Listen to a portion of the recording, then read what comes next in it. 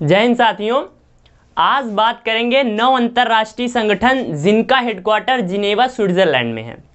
तो उससे पहले आपके मोटिवेशन के खातिर बोल दूं कि नन्ही चींटी जब दाना लेकर चलती है, जो छोटी छोटी चींटी होती हैं आपने देखा होगा, तो कहते हैं कि नन्ही चींटी जब दाना लेकर चलती है, चढ़ती दीवारों पर 100 बार फिसलती है। मन का विश्वास, उस चींटी के मन का विश्वास रगों में साहस भरता है और गिरकर चढ़ना, चढ़कर गिरना नया अखरता है। आखिर उसकी मेहनत बेकार नहीं होती, कोशिश करने वालों की हार नहीं होती। तो आप कैसे हार मान लेते हैं? चलिए स्टार्ट करते हैं आज अंतर्राष्ट्रीय संगठन।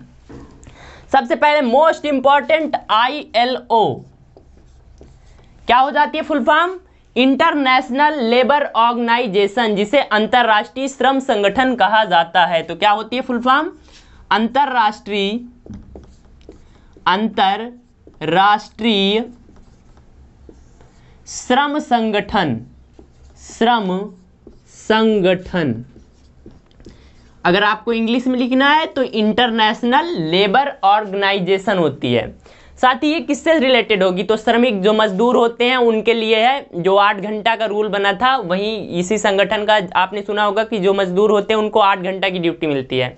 तो इसी संगठन के प्रयासरत है। तो अंतर्राष्ट्रीय संगठन, साथ ही इसके स्थापना की बात करें तो 1919 में। कब?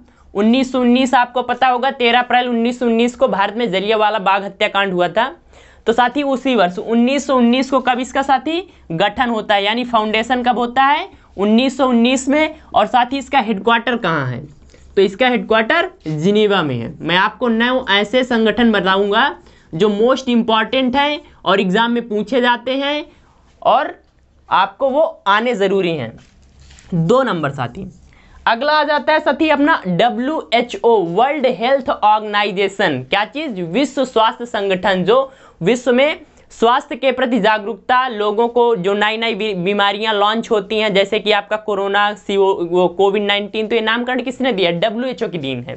तो साथी WHO फुल फॉर्म क्या हो जाती है? वर्ल्ड हेल्थ ऑर्गेनाइजेशन, अर्थात विश्व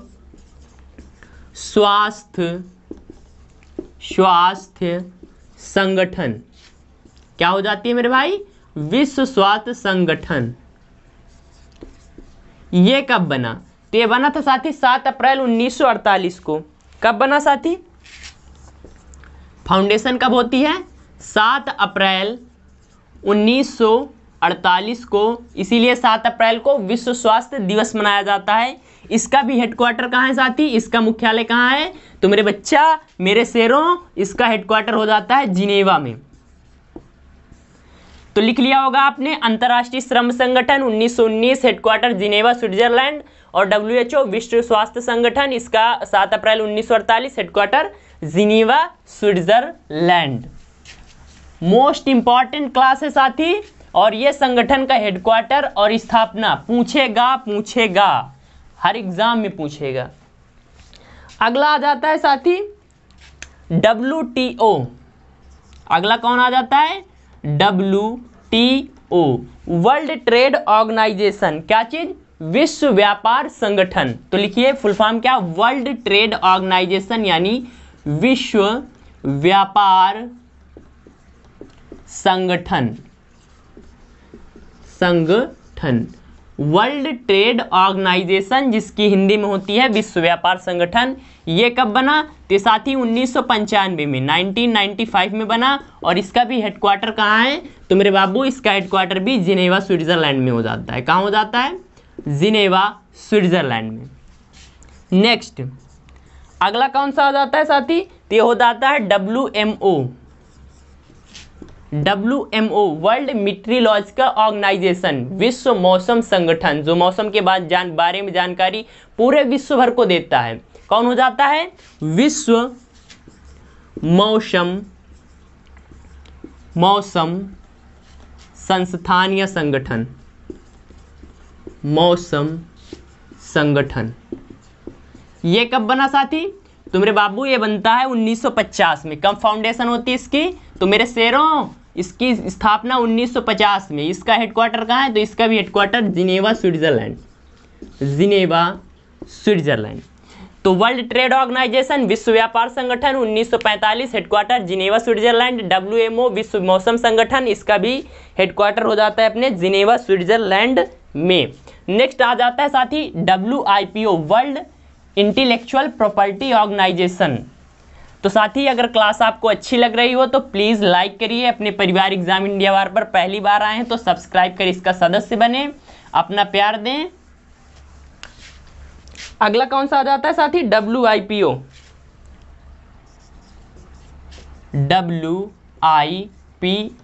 world intellectual property organisation, world intellectual property organisation, और हिंदी में क्या कहेंगे, विश्व बौद्धिक संपदा संगठन, विश्व बौद्धिक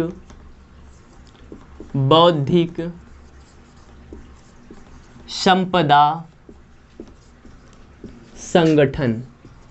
काम क्या होता है इसका, तो साथी जो कॉपीराइट वाला मामला होता है, आपने सुना होगा कॉपीराइट का, वो कॉपीराइट यही संगठन देता है। और साथ ही इसकी स्थापना है जो 1967 में हुई है फाउंडेशन।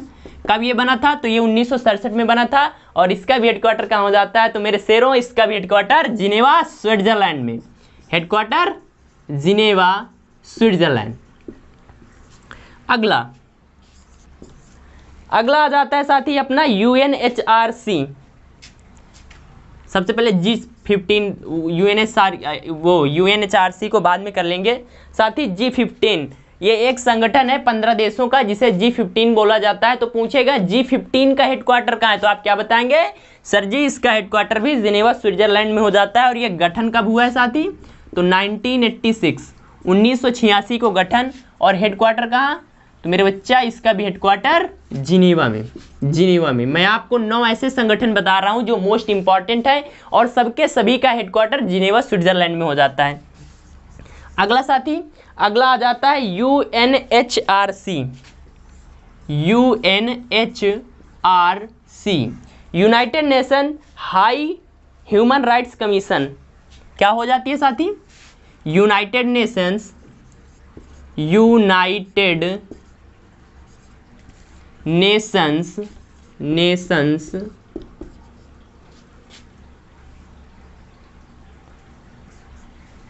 राइट्स कमीशन,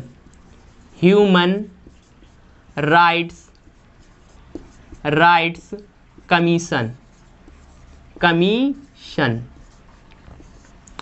तो UNHRC पर जगह नहीं है तो इसको साफ करना पड़ेगा। WIPO 1967 headquarter Geneva, G15 1986 headquarter हो जाता है अपना क्या, तो ये हो जाता है साथी जिनेवा में।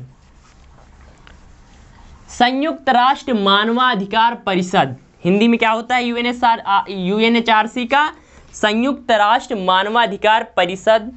और साथी जो इसका गठन है 1993 में, कब बना ये फाउंडेशन, 1993 में। और इसका भी हेडक्वार्टर कहाँ हो जाता है, तो मेरे बच्चा इसका भी हेडक्वार्टर हो जाता है जिनेवा में, जिनेवा स्विट्जरलैंड।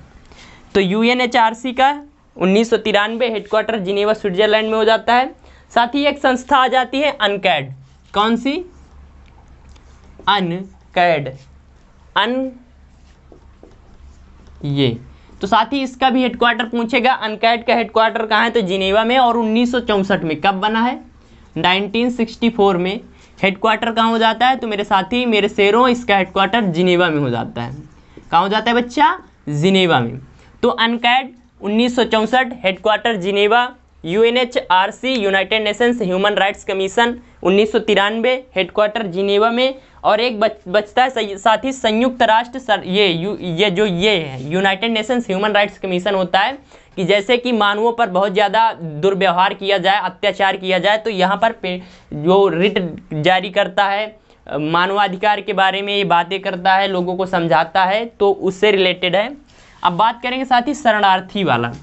शरणार्थी क्या होता है, जैसे कि किसी देश में आक्रमण हो जाए, जैसे कि अभी कहाँ वार चल रहा है, अफगानिस्तान, तो अफगानिस्तान के लोग दूसरे देश में चले जाएं भागकर वार से बचने के लिए, लड़ाई से बचने के लिए, तो वो क्या होंगे, दूसरे देश में शरणार्थी कहे जाएंगे, रिफ्यूजी इंग्लिश में कहा जाता है उनको। तो अगला कौन सा आ जाता है साथी, UNHCR, संयुक्त राष्ट्र यूनाइटेड नेशंस संयुक्त राष्ट्र शरणार्थी उच्चायुक्त, शरणार्थी